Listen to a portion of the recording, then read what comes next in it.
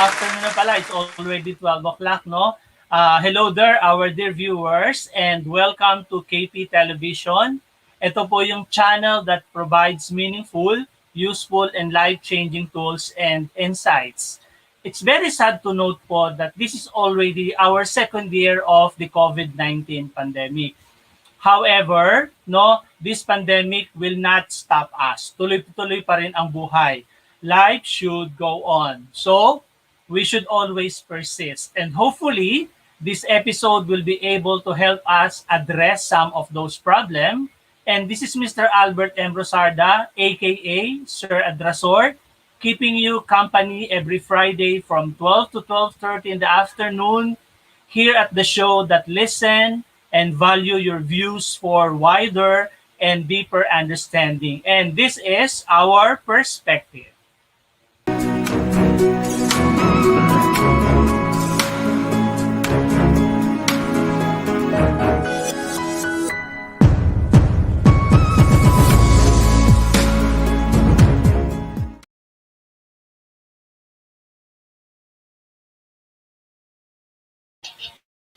Ayan, so welcome back and you're still tuned in at our perspective with Sir Adrasor. So for today's episode, our guest will be sharing with us her perspective about the pandemic and the opportunity that she saw in this pandemic, no? Her journey, her journey at this new normal of the online home-based business.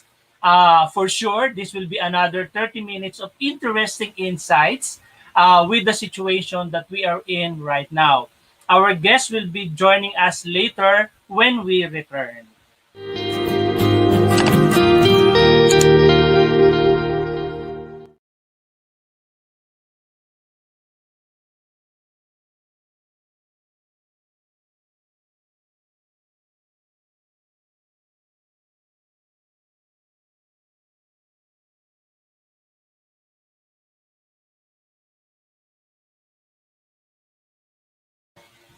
Okay, so excited na ba kayong makilala ang guest ko today, no?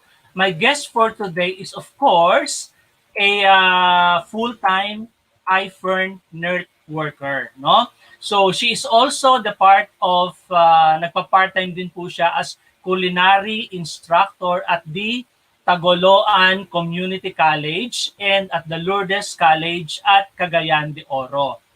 Retired na po siya. She's a retired master teacher too in 2019 after serving DepEd Tagoloan Central School for 24 years, no? She is currently accepting workshop in culinary, baking, and cake decorating.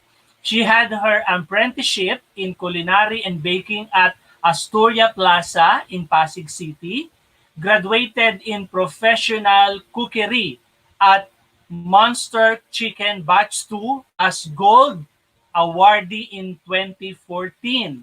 Graduated in bread and pastry at the Center for Culinary Arts in 2010. My dear viewers, our guest for today, none other than Professor Edna Yagaw. Ma'am Edna, pakigreet mo naman yung ating viewers. Good morning. Ay, fantastic more earnings, everyone. Magandang umaga, Sir Albert, and to all Kakipi and our Perspective channel viewers, good morning. To my students and to my iFern family, TCC, Lourdes College family, and of course, DepEd family. Maayong buntag sa inyong tanan. Yan, magandang umaga po sa lahat ng mga viewers natin, ano? And then magandang umaga din po sa inyo, magandang hapon po, Ma'am Edna, no? Now, thank you very much, Ma'am Edna, for gracing our show for today. But Ma'am Edna, before we proceed with our sharing, allow me first to give the question for our segment, I Read It at the Philippine Star. So, our question for today, which was taken from the yesterday's issue of the Philippine Star is, ano ang editorial ng The Philippine Star kahapon, Thursday, April 29, 2021. So the first one from you, our dear viewers, that will comment the correct answer will receive a gift from the Philippine Star. So I would like you to check your yesterday's issue and comment now the correct answer. Of course, this segment is brought to you by the Philippine Star, our partner in providing you meaningful, useful, and life-changing tools and insights. No? So Ma'am Edna, how are you na po? Ano na po ang mga pinagkakabalahan nyo ngayong may pandemic? Yes, sir. Ito, busy pa rin, no? Kahit may pandemic, tuloy pa rin yung negosyo natin. Tuloy pa rin yung pagtuturo online. So, ito yun ang ngayon, new normal. Yes. Opo. So, Ma'am Edna, pag-usapan po natin ang inyong career, di ba? So, alam ko naman na nagkasama tayo bilang educator, no? Pag-usapan po natin ang inyong career as a college instructor sa Tagoloan Community College at saka sa Tagoloan Central School. Medyo mag-walk down memory lane muna tayo. Ano po ba yung mga significant experiences ninyo as an educator? No, sir, Sir Albert, yung memory ko sa pagtuturo, my passion before and until now. So, nakaka-miss ang mga memories ko doon, no? So, unang-una, nami-miss ko yung mga gardening, magpagluluto ng mga estudyante, yung mga competitions, no? Palagi kaming nananalo, even in my, sa central school ko. So, during STEP competition, Technolympics, meron kami dyan, no?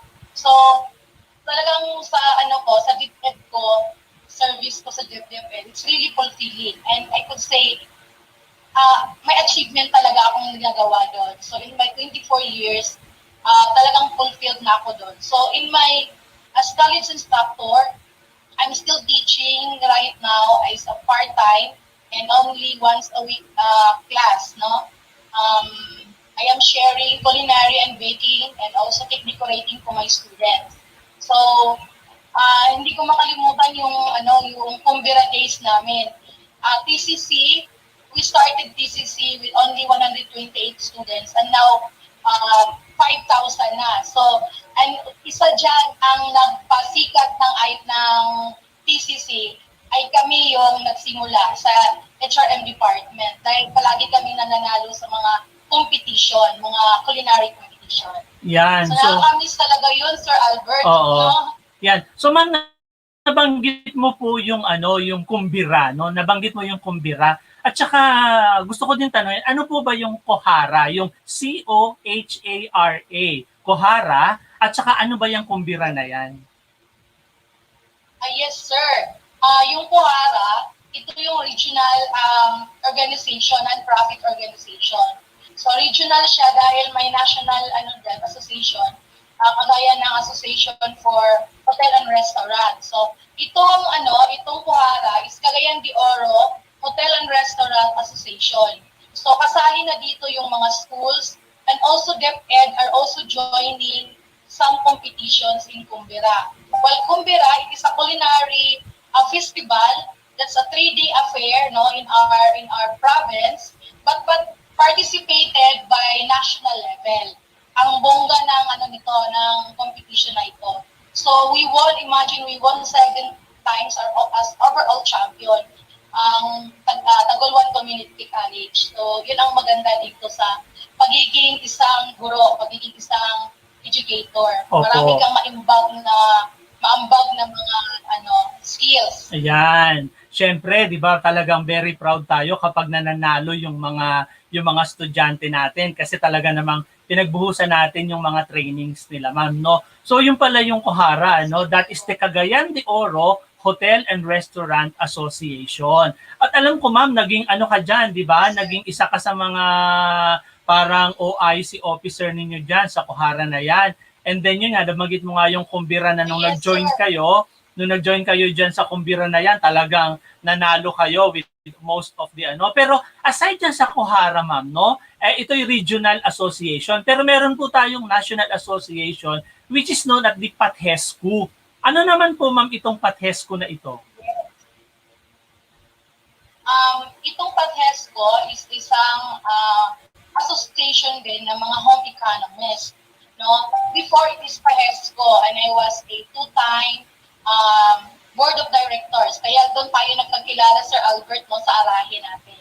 So, yung PAHESCO is a Philippine Association for Technology and Home Economics. No? So, it is in state colleges and universities.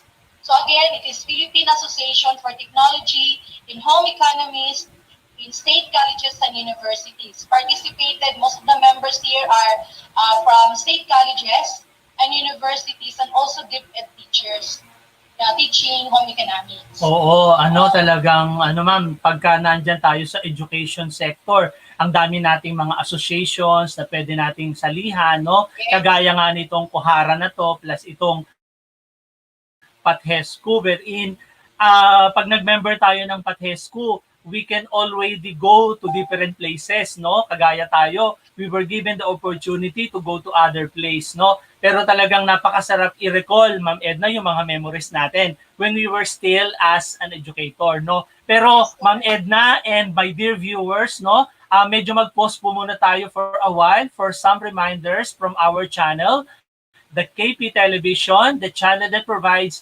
meaningful, useful, and life-changing tools and insights. So I would like you to stay tuned because we will be right back.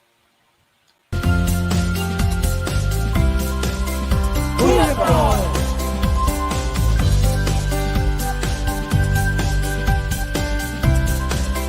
Kuya Pro!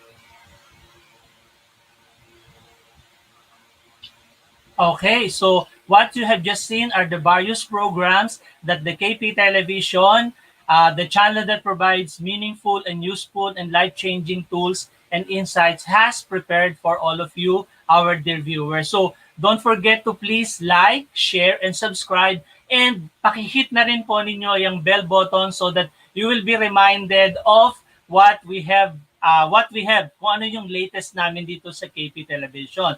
Ma'am Edna, ang daming mga greetings coming from our viewers today.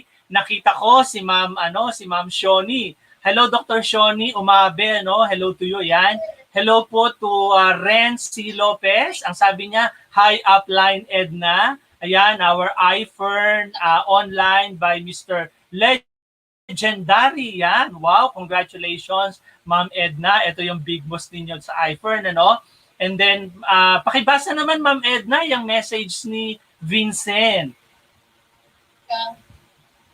Teka, sir. Hindi ko pa na-buksan yung Ayan, Ma'am Edna, sabi po ni Vincent, congratulations, Ma'am Edna. Ayan, hindi nga pala, tayo. Okay, so sabi din po ni Renzi Lopez, congratulations, Ma'am Edna. At alam mo, Ma'am Edna, no, kasama natin ngayon, nanonood sa atin si Dr. Shoni Umabe. O, di ba? Isipin mo, mga kasamahan natin yan sa PAHESCO yan. Sabi niya, good morning, KP Television and Ma'am Edna Yagaw. Yan.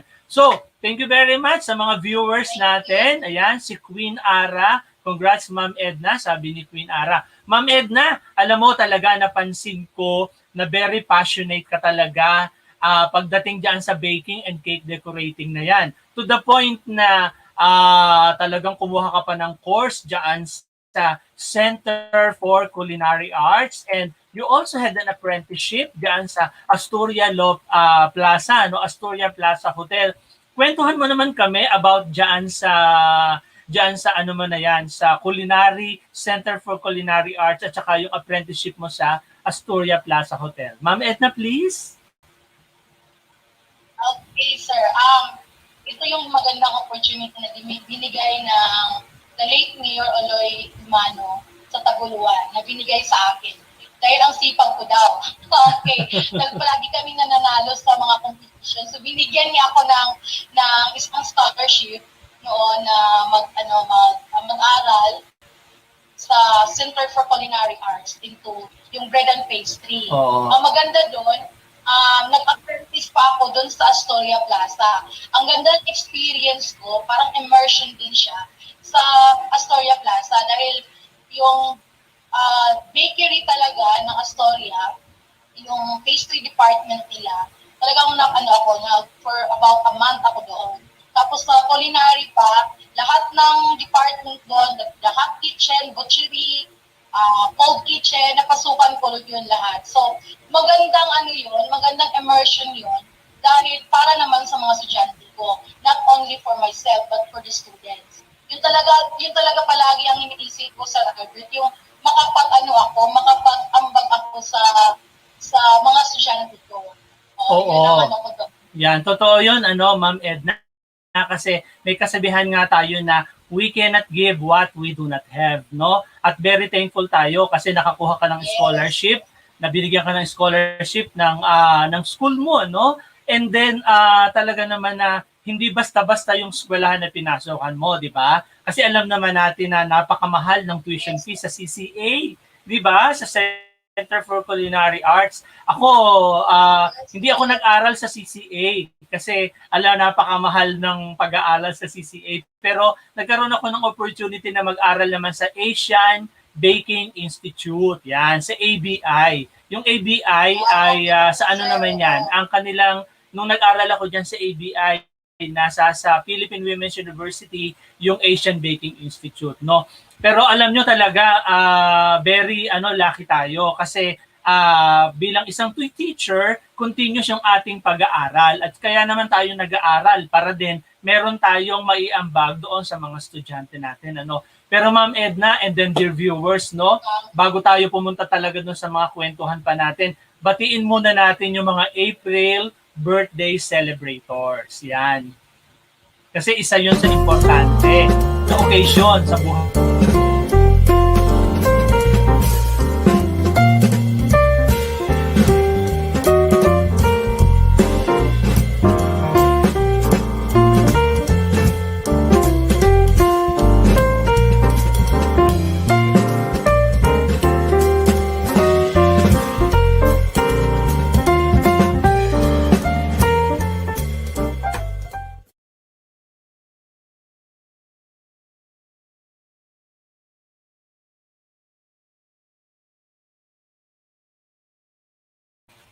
Yan. So happy birthday.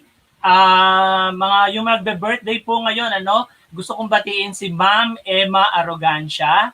Yan, from Colegio San Juan de Letran. Happy birthday din to Cecil Barcelo. Happy birthday also to Rowena de la Cruz. Of course, to Elmo Agapito. Happy birthday to you.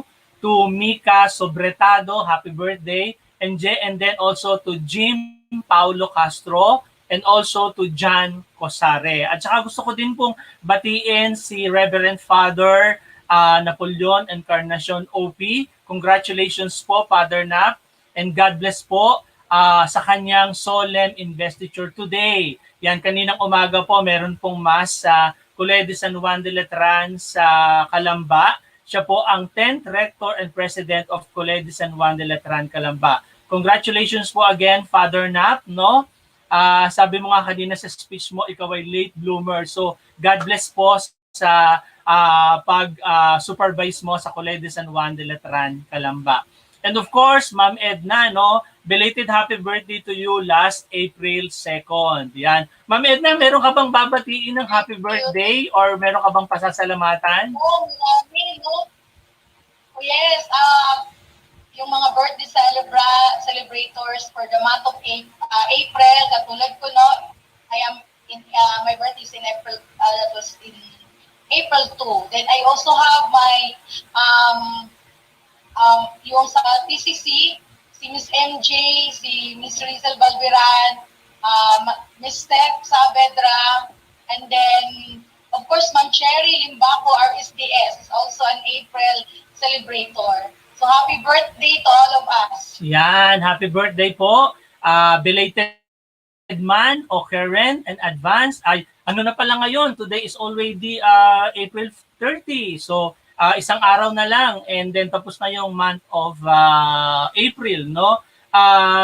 I-check muna natin, Ma'am Edna and the viewers, kung meron na bang nanalo sa ating I read it from the Philippine Star. Nakuha kaya nila yung sagot sa tanong natin? Wherein ang tanong natin ay wala tayong no winner. So palagi na lang si no winner, no? Ilang beses na tong si no winner. Okay, so but anyway, dear viewers, no, don't forget to have a copy of the Philippine Star and join us dito sa segment natin na I read it at the Philippine Star. Ayan, Ma'am Edna, pag-usapan naman natin itong current business mo. Alam ko na very active ka dito sa current business mo. Ito yung iFernD, no? Kailan ka ba nagsimula dito sa iFernD na to, Ma'am Edna? Actually, it's iFern, Sir Albert, no? Okay. From Fern Fern before, Fern Company. So I started in 2017. 2017, that was March of 2017. So pang 4 years ko na ngayon. So kino-concentrate at kino-focus ko talaga yung iFern. Yung pagtuturo ko, that is only once a week na online class. So yung iFern, sir, that stands for International Filipino Resource Network, no? Mm-hmm. So ang pinaka-vision nila, vision ng company namin, it's really sharing prosperity, health and prosperity globally. So ito yung pinakamaganda. And then we have a very nice products. And this is really in time of COVID na pinakamaganda yung produkto namin. Ito yung Ferndy. So, meron kaming, ang Ferndy is the World Brand Award siya, no, sa Kensington Palace, no, sa London. That was in 2019 and also 2020. Ganon kang maganda yung yung produkto natin ng sa iFern products. May 5 piece ang aming company. So una yung president. Alam mo ba, Sir Albert, yung presidente namin ay nandito sa Good Negosyo Book na ito, no? As one of the inspiring billionaires in the Philippines, helping Filipinos to become an entrepreneur, no? And then nandito pa siya sa isang magazine na to, People Asia, as a People of the Year in 2021. So, ang talaga ng presidente namin. Nandiyan pa siya sa Philippine Star last April 18, nasa front page ng Philippine Star. Isa siya sa mga awardees ng People Asia. Wow. And then, recently, ngayon lang, siya, nasa News 5, no? Nag-ano sila ng community pantry. Ang ganda ng community pantry, and it was also participated by and supported by the presidential directors and luxury car owners of iFern. Oo, Ma'am Edna, talagang yung presidente namin. Oo. Yung pangalawang P naman, the stability of the company nandiyan na dahil nakita ko noong nasa Astoria Plaza ako, nakitang-kita ko yung mga buildings ng iFern. So sabi ko, this is really a stable company. Hindi ko pa na-met yung upline ko. So by that, we also have yung products ng company, no? The iFern products like Ferndy as a flagship, no? We also have Fern Active, Melka, Aurora Soap, and the rest. It is really essential. Nagtutoothbrush tayo tuwing 3 times a day or twice a day, no? So we are using Silver Fresh. Naliligo tayo, so we are using Aurora. And how much more in this time of COVID, we need to protect ourselves from the pandemic.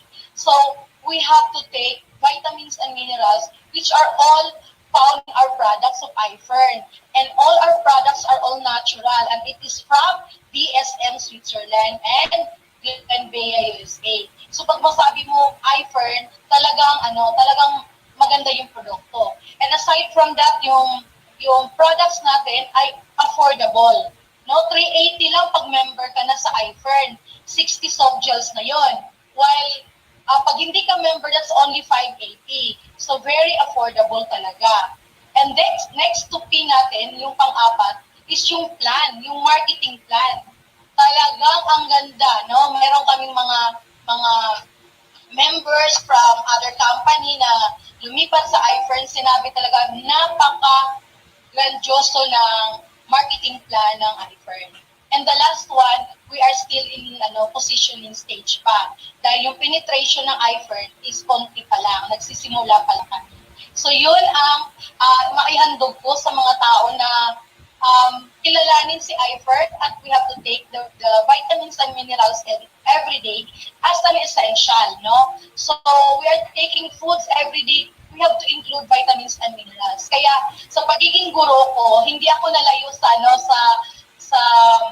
pag-share, no? It is still about educating people, educating Filipinos na we have to take vitamins and minerals daily. And then ang maganda dito, Sir Albert, this is only a change of brands, no? So mga binibili natin sa mga pharmacy or sa department store, wala namang discount yun, di ba? While here, if you will be in iFern, ang laki ng discount, that's 40% to 70%. Yeah. Kaya nagustuhan ko talaga itong iFern company. Opo. Maganda po talaga at saka actually madaming mga products ang mga meron kayo. And sabi nga ninyo, these are really essential. Kailangan natin ito, especially ngayong meron tayong kinakaharap na COVID-19. Iniisip ko nga noon, magkamag-anak ba yang si iFern D at saka si iFern C? Paano kaya niya si iFern B at saka, yan, di ba? Kasi, yes, sir. yun. Pero, in 2003, nagkaroon tayo ng yes, sir. Yung 2003, nagkaroon tayo ng Fern C, the number 1 vitamin C, the non-acidic vitamin C in the Philippines. So, it is with Fern Company. So, lang siya, mother company ng iFern. Okay. So, yung Fern C, it is a vitamin C as for sodium ascorbate.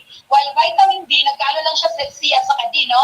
But vitamin D, this is D3 or the cholecalciferol, which is recommended now by a lot of doctors, no, to take vitamin D every day to fight against COVID. Yan, di ba? So talagang anuhin po natin yan kasi alam naman natin with the COVID-19 that we are facing right now, we have to strengthen our immune system para maging tayo kasi pag hindi po malakas yung immune system natin, our dear viewers, malaki po yung possibility natin na ma-infect po tayo ng COVID-19, Kahit po mayroon na tayong vaccine, we should still try to strengthen our immune system, Ma'am Edna, napakaganda nung binigay mo sa amin na sharing at sana ma-encourage natin yung mga viewers natin to join us, Mag-join po kayo dito sa business ni Ma'am Edna.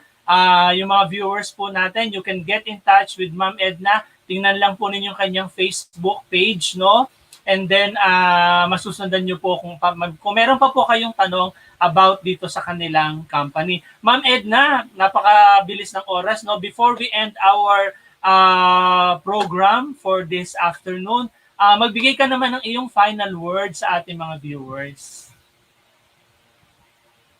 Okay, so naano ko na yung pagka-educator ko at saka yung pagiging entrepreneur, So sa mga viewers diyan, mga guro, or estudyante, kung ano man ang mga ginagawa ninyo, pagbutihan lang ninyo, So you have to focus. So nakita ninyo that you are yung mga ginagawa ninyo is very rewarding for you.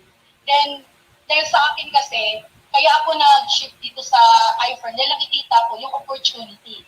Yun talaga ang pinaghahawakan ko. Although I'm still serving the students by having my class. Pero ito lang, kung saan kayo nakikita ninyo na masaya kayo, go for that. kung nakikita niyo na umasenso kayo dyan, go for that, no? At saka, lahat naman tayo may pagkakataon. We always praying to God na sana mabigyan tayo ng biyaya, no? The more blessing. So, maybe, sa nakikinig ngayon, this is the right time, no? This is the right time na ito na pala, yun na pala, IFER na pala. So, maraming salamat, no, Sir Albert, for the opportunity na binigay mo sa akin. Hindi ko talaga ito makakalimutan, no? First in YouTube, to be your guest, and then, nag-greet ka lang sa akin ng happy birthday noon. Salamat talaga, Sir Albert. And then, ito lang masasabi ko, no, success will not come tomorrow until you start it today. Yan. Yan. So, yan ang natin. So, be healthy and wealthy, and be an IFER member. Yan. Thank you very much, and good more earnings to everyone. Yan, okay. So, yan po, maganda po yung mensahe sa atin ni Ma'am Edna, no? Sabi nga niya, success will not happen tomorrow, di ba? Ngayon na. So, kumilos na po kayo, umaksyon na po kayo, and then, marami po tayong opportunities na nakikita. Huwag po tayong malungkot because it's pandemic, no? Marami po tayong opportunities na nakikita sa pandemic. Now, once again, thank you very much po, Ma'am Edna, for spending time with us today dito po sa episode natin na to. And hopefully, in the near future, kapag ikaw ay talagang I would like to invite you again dito sa ating show para naman mas madami ka pang ma-share sa ating mga viewers. And of course, my dear viewers, no, maraming salamat din sa inyo for joining us dito sa ating show. I would like to see you again next Friday, no? So same time po tayo, same channel tayo here at the KP Television, the channel that provides meaningful, useful, and life-changing tools and insights. Siyempre, dito lang yan sa show that listen and value your views for a wider and a deeper understanding. Dito yan sa Our Perspective.